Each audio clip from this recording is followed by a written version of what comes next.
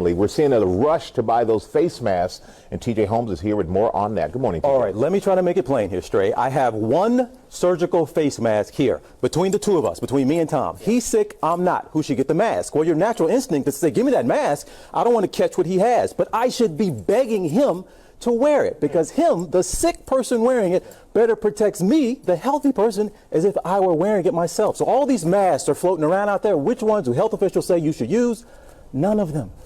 But not all masks are created equal, and the surgical face masks that many people are turning to for protection from coronavirus likely won't protect you, according to health officials. These types of masks instead are recommended for people who are already sick, because they're designed to prevent a person from spreading germs from sneezing and coughing. But there's another type of mask called an N95 or respirator mask, which the FDA says has a very efficient filtration, keeping out 95% of airborne particles. But health officials only recommend these for healthcare professionals who are in constant contact with sick patients. I think people see a mask and they see an illusion of protection, that if they put the mask on, it'll somehow block viruses from getting into their mouth or nose when they breathe.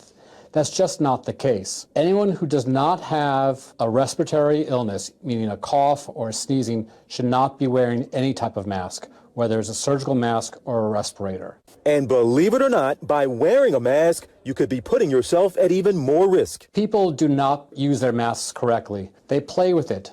They wear it too long. They rub their nose underneath it. You hear that, folks? You could be making it worse by wearing a mask, putting yourself at greater risk, because what do you do all day?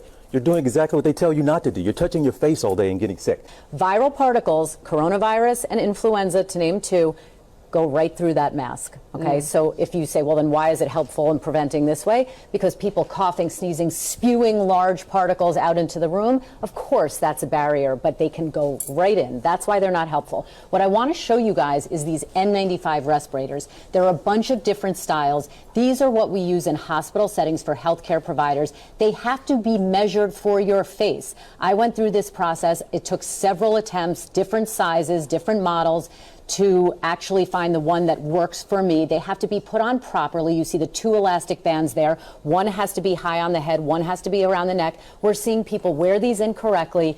These are not for lay public use.